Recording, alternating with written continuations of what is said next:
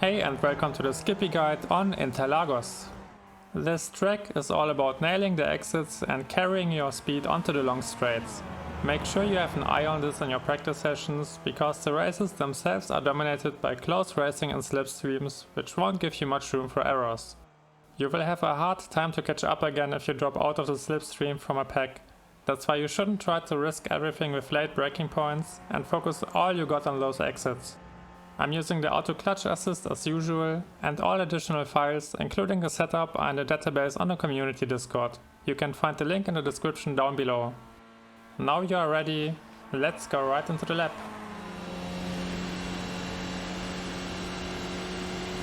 Approach turn 1 on the outside and use the 50-meter board and the marshal booth as orientation for braking.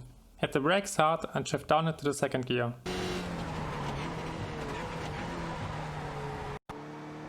The most important thing in turn 1 is to turn the car as much as possible before you attack the curb. You want to attack it up to the track limits. Be patient on the throttle until the car points towards the next corner, and once that happened, you can step on the throttle again and take the rest of the combination flat out. Stay on the throttle and attack the second curb up to the track limits as well. You want to use all available space and stay on a direct and sharp line, which allows you to accelerate onto the next straight.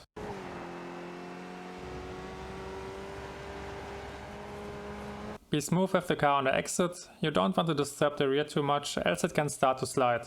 I'm attacking the curb here to shorten my way around the track. It looks like it wouldn't make a big difference, but it can net you around the 10th.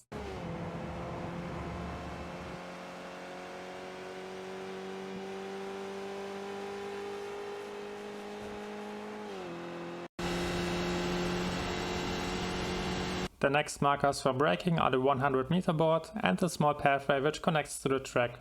Hit the brakes hard and shift down into third gear. Aim for a wide entry and a smooth line around the apex to carry as much of your speed as possible onto the next straight. You want to attack the inside and be early on the throttle. Ideally you want to engage it shortly before you hit the curb. Be careful on the exit. I'm pretty much on the limit once again, because touching the green AstroTurf nets you an incident point. Attack the next inside curb like the one in turn 3 to shorten your way around the track.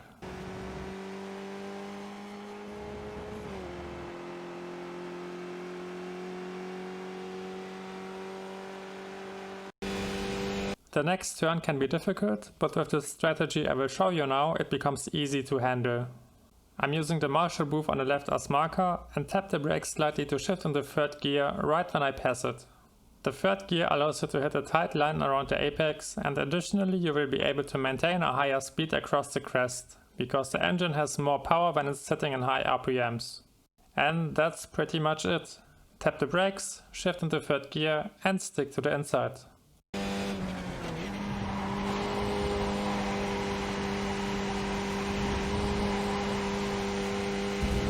There's no brake marker for the next turn, you have to develop a feeling for it. Technically you can use the letters on the left for orientation, but they can be inconvenient when you are racing on a single screen setup. Hit the brakes, shift down into second and aim for the curb. Attack the curb up to the track limits and rotate the car on it. The further you can exit towards the middle of the track, the more speed you will be able to carry through the next turn. Tap the brakes, be patient on the throttle and wait until the car turns in. Once you feel that you have enough grip on the front tires, you can step on it and accelerate towards the next hill.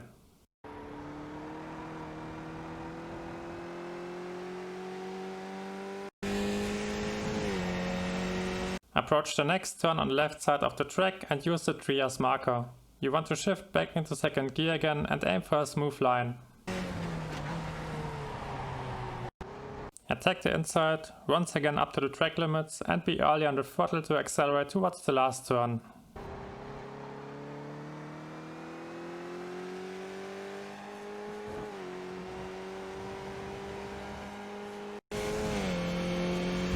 Use the grassy lines on the runoff area as markers for braking and hit the brakes around the second one. You want to carry as much speed as possible around the turn onto the last straight, that's why you want to make your entry as wide as possible.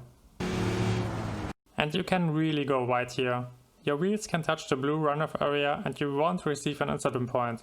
This is crucial for a good finish and allows you to carry even more speed onto the last straight. Attack the apex one last time and be early on the throttle to maintain your speed. In average conditions you can take this turn in third gear. If it's really hot you should consider shifting down into second. And that was the lap. The cockpit lap with my inputs will come up next.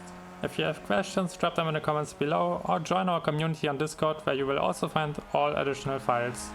Thanks for watching, don't forget to leave a like if you enjoyed the guide, and a huge thank you to all supporters on Twitch, YouTube and Patreon. Thank you for supporting my content. I wish you all the best for the next week and see you next time.